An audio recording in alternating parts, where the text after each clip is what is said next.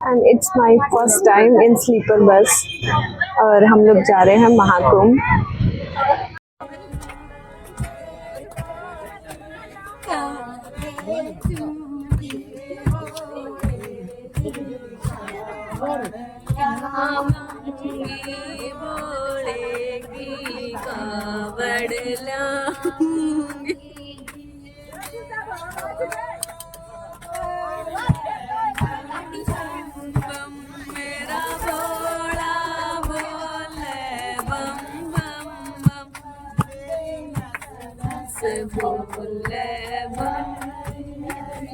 मेरी नस नस बोले हरी हरी खाली मैं आप लोग हैं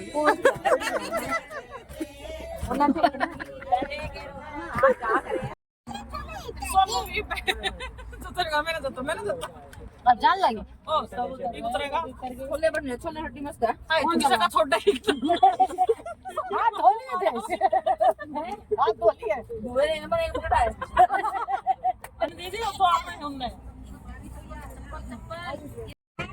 it's my very first time कि मैं स्लीपर बस में ट्रैवल कर रही हूँ। आज तक मैंने कभी स्लीपर बस में ट्रैवल नहीं किया है एंड होप सो कि बहुत ज़्यादा मज़ा आए, क्योंकि जिस हिसाब से स्टार्ट हुआ है बहुत ज़्यादा मज़ा आने वाला है। हम लोग अभी जा रहे हैं महाकुंभ, तो सारी अपडेट्स आपको मैं देती रहूँगी। लास्ट तक वीडियो को देखना मत भूलना। आज है 7 फरवरी और देखते हैं कैसा क्या ट्रिप रहता है। ये सीट रहेगी 2 बंदों के लिए और ब्लैंकेट्स इन्होंने दे रखे हैं, काफी वार्म है, कर्टेन्स लगे हुए हैं और यहाँ से आप अपनी विंडो को ओपन क्लोज कर सकते हो और ये आप ऐसे क्लोज करके इसको अपना एक अलग से कैबिन भी बना सकते हो। यहाँ पे आराम से आप सो सकते हो, तो ओपन हो जाएगा। तो आपको चार्जिंग पॉइंट दिए हुए इन्होंने, कुल मिला के ये सारी फैसिलिटी है। और ट्रैवल करते हुए अच्छी अच्छी सीनरीज़ का मज़ा ना लिया तो फिर क्या ही किया। तो अमेजिंग व्यू एंड डांस के साथ हमारा ट्रिप बहुत ही अच्छे से स्टार्ट हो चुका है और सब लोग अपनी मस्ती में काफ़ी मस्त हैं। जिनको सीट नहीं मिल रही वो नीचे ही बैठ गए हैं, बाकी सब लोग काफ़ी ज़्यादा एंजॉय कर रहे हैं। तो अभी 12 बजे हैं और हम लोग रुके हैं इस ढाबे पर। आगरा पहुंचने के बाद हमें ढाबा मिला, क्योंकि हम लोग KMP से आए हैं तो बीच में हमें कुछ मिला नहीं था। इस बस में बैठने के लिए सिर्फ 6 सीट दी गई थी और बाकी सब स्लीपर सीट्स हैं। फ़िलहाल सब लोग फ्रेशन अप होने के लिए और चाय पीने के लिए उतर गए हैं। 12 बजे 9 बज गए हैं और अभी तक हम लोग कानपुर नहीं पहुंचे हैं। यहाँ पे इतने सारे ढाबे यहाँ पे फ्रेशन अप होने के लिए रुके थे, बट हर ढाबे पे इतनी ज़्यादा भीड़ है कि वॉशरूम के लिए ही कम से कम भी 10 से 15 मिनट लाइन में लगना पड़ता है। आगे जाके पता नहीं इतना ज़्यादा क्राउड होगा, क्योंकि संडे है, सैटरडे है, तो मे भी बहुत ज़्यादा भीड़ आई होगी। देखो रोड पे कितना ज़्यादा है और ये ढाबों पे क्राउड देखो।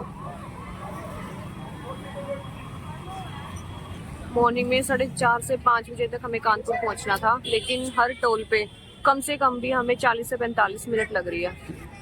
तो अभी तक हम लोग कानपुर पहुंचे नहीं है, डबल टाइम लग चुका है। ये हमारी बस खड़ी है। कौशाम्बी में एंट्री लेने के बाद ट्रैफिक का इतना बुरा हाल था कि 1 किलोमीटर का रास्ता 1 घंटे में तय कर रहे थे हम लोग, या फिर बस बिल्कुल धीरे धीरे इसी स्पीड से चल रही थी जिस स्पीड में अभी चल रहे हैं।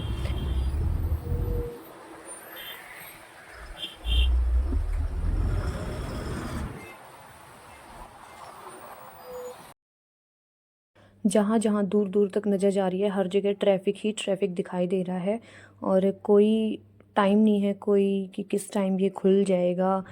कोई आसार नहीं है खुलने के। धीरे धीरे इसी स्पीड से बस चलते जा रहे हैं।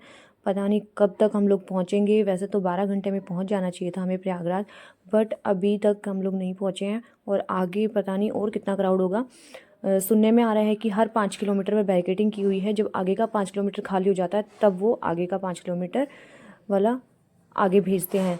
तो अभी हम लोग कौशाम्बी से निकलने के बाद हमें बिल्कुल ट्रैफिक नहीं मिला। यहाँ पे बिल्कुल स्पीड से गाड़ी गई है हमारी। कौशाम्बी से निकलते ही ट्रैफिक को डाइवर्ट किया गया है और पुलिस वालों ने कुछ को आगे भेजा है अपने हिसाब से और कुछ को वहीं से टर्न करके उनके हिसाब से जहाँ से जिसको जाना चाहिए वो उसी अकॉर्डिंग आगे भेज रहे हैं लोगों को। और ऐसा नहीं है कि डेली ही इतना क्राउड रहता है और ऐसा भी नहीं है कि डेली हमें क्राउड नहीं मिलेगा, तो कुछ भी नहीं कह सकते हैं। और हमें पूरे 24 घंटे बाद 6 बजे प्रयागराज में एंट्री मिल चुकी है। और अभी भी पार्किंग और संगम यहाँ से काफ़ी दूर है। जो इतनी सारी वीडियोस आई हुई हैं यूट्यूब पे कि अब बिल्कुल क्राउड नहीं है, संगम तक गाड़ियाँ जा रही है, बिल्कुल भी ऐसा नहीं है। ऐसा सोच के मत आना। 7 बज गए हैं और हम लोग अभी तक पार्किंग में नहीं पहुंचे हैं। 6 बजे हमने प्रयागराज में एंट्री ले ली थी और हम चले थे शाम को 6 बजे 7 फरवरी को, और अब 8 तारीख है।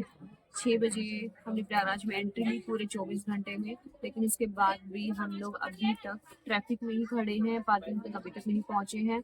बिकॉज जो ट्रैफिक को ना डाइवर्ट किया गया है ताकि आगे जाके बहुत ज़्यादा क्राउड ना हो। अभी गाड़ी कहाँ पार्क करनी है, उसके बाद हमें कैसे आगे जाना है, संगम पे जाएंगे या कहीं और स्नान होएगा ये भी नहीं पता। ऑटो रिक्शा वगैरह कुछ मिलेगा नहीं मिलेगा या पैदल ही जाना पड़ेगा। तो क्राउड इतना ज़्यादा आया हुआ है, सोचा था कि बसंत पंचमी के बाद में भी क्राउड कम हो जाएगा, ये सोचकर या फिर हो सकता है वीकेंड की वजह से भी बहुत सारे लोग आए हुए हैं। और दूर दूर तक जहाँ तक नजर आ रही है सिर्फ और सिर्फ ट्रैफिक ही ट्रैफिक, गाड़ियाँ दिखाई दे रही है। तो देखते हैं आगे क्या रहता है, पैदल ही जाना पड़ेगा अभी, और कितना टाइम लगेगा, या फिर कुछ ऑटो रिक्शा कुछ मिलेगा नहीं मिलेगा। संगम यहाँ से 17 किलोमीटर है अभी भी। और रास्ते में कोई भी ऐसी जगह नहीं मिली कि कहीं पे गाड़ी पार्क करके हम लोग खाना खा सकें, डिनर कर सकें, क्योंकि क्राउड हर जगह इतना भरा हुआ है। रास्ते में जो चाय वगैरह वाले थे वो तो ज़रूर मिले हैं कि वो खुद बस में आके चाय और पानी दे के जा रहे थे, बट ढाबा वगैरह ऐसी जगह मिली तो वहाँ पे पार्किंग करने की जगह नहीं है। और 2 मिनट के लिए बस चलती है और 15 मिनट के लिए बस खड़ी रहती है। तो ऐसे में हम लोगों को यहीं पे 10 बज चुके हैं और सब लोग अपनी अपनी गाड़ी लगा के पैदल निकल गए हैं स्नान करने के लिए।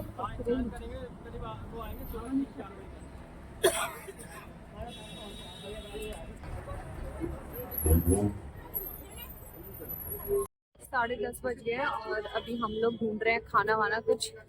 खाना खाने के बाद संगम की तरफ जाएंगे।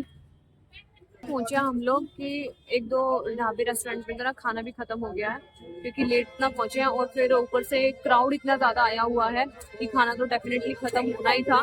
तो अभी ढूंढ रहे हैं कि कहीं ना कहीं पे तो खाने का कुछ ना कुछ तो मिल ही जाएगा, क्योंकि 11 बजने वाले हैं। और अगर आप लोग आने की सोच भी रहे हो ना तो अपने साथ इतना तो कैरी करके लेके आना, स्नैक्स वगैरह और कुछ ऐसा कैरी करके लाओ आप, ताकि अगर क्राउड की वजह से टाइम से पहुंच ना पाओ तो आपके पास खाने के लिए सफिशिएंट हो कुछ ना कुछ। तो लोग उतर के बस में से और चल दिए हैं पैदल स्नान करने के लिए, और कुछ लोगों ने यहाँ अपनी गाड़ियाँ वगैरह पार्क कर दी हैं। और अगर आप चाहें तो रिक्शा से, ऑटो से जा सकते हैं अगर आपको मिल जाए तो, या फिर यहाँ पे बाइक्स भी जा रही हैं। बाइक पे 2 बंदे लेके जाएंगे ये लोग, और एक बंदे का चार्ज 400-500 के करीब चार्ज कर रहे हैं। या फिर आप यहाँ पे रैपिडो भी कर सकते हो अपनी। हम लोग अभी आ गए हैं गंगा द्वार पर, और यहाँ पे भी आप क्राउड का हाल देख लीजिए क्या हाल है। और रास्ते में कुछ लोग मिले हमें जो संगम से स्नान करके वापस जा रहे थे, तो उन लोगों से पता लगा कि पास में ही एक फाफा मऊ भी है, घाट है एक जो गंगा घाट है, संगम वाला नहीं है, तो वहाँ पे भी आप जा सकते हो, जो कि यहाँ से कम भी 6 से 7 किलोमीटर की दूरी पे बता रहे हैं। और या फिर अगर आप संगम तक जाओगे तो आपको काफ़ी ज़्यादा चल के जाना पड़ेगा, ऐसा सुनने में आया है। अभी फ़िलहाल हम लोग ने यहाँ पे आके खाना खाया है और अब हम लोग चल पड़े हैं संगम के लिए। ट्रैफिक नहीं होता है उस दिन गाड़ी संगम से 1 किलोमीटर दूर तक जाती है, और जब ज़्यादा क्राउड होता है तो आप हाल देख ही रहे हो कि कैसा क्राउड आया हुआ है। तो बेस्ट तो यही रहेगा कि आप बाइक या फिर ऑटो से बुक करके चले जाएं, अपना बजट अच्छा खासा लेके चलें, क्योंकि यहाँ पे मुँह मांगी कीमत मांग रहे हैं। तो यहाँ से चलते चलते हम लोगों को बाइक वाले भी मिले और गाड़ी वाले भी मिले, तो हम लोगों का ग्रुप था तो इसलिए हमने गाड़ी चूज़ की। और ये कह रहे हैं कि हम आपको बेला कछार डिपो तक छोड़ देंगे, और 100 रुपीज़ पर हेड इन्होंने हमसे लिया है।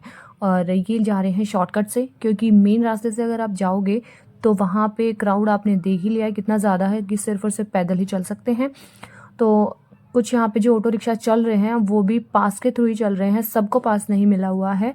तो अभी हम लोगों को ये शॉर्टकट से ले जाते हुए मेन रोड पे आ गए हैं, जहाँ पे ट्रैफिक काफ़ी कम है। तो ये जब हमें बेला कछार डिपो छोड़ देंगे उसके बाद हम देखते हैं कि उससे आगे हमें क्या मिलेगा। हालांकि हमने इनको भी कहा था कि आप ही हमें संगम तक छोड़ दीजिए, पैसे थोड़े एक्स्ट्रा ले लो, बट इन्होंने साफ मना कर दिया कि संगम तक कोई भी गाड़ी नहीं जा रही है। तो इन्होंने हमें यहाँ छोड़ दिया है। ये देखिए, ये बेला कछार बस डिपो है, जहाँ पे आपको शटल सेवा मिल जाएगी जो फ्री बस चली हुई है, और यहाँ पे आपको ऑटो भी मिल जाएंगे या फिर आपको यहाँ पे बाइक्स भी मिल जाएंगी। तो हमने यहाँ पे पता किया है हर चीज़ का प्राइस। बाइक वाले ने 500 मांगा है, 2 बंदे जाएंगे तो 1000 हो गया। ऑटो वाले ने पर हेड 100 रुपीज़ मांगा है, लेकिन वो 10 बंदों से नीचे लेके नहीं जाएगा, और कार वाले आगे जाने से मना ही कर रहे हैं साफ। तो लास्ट ऑप्शन है आपके पास बस का।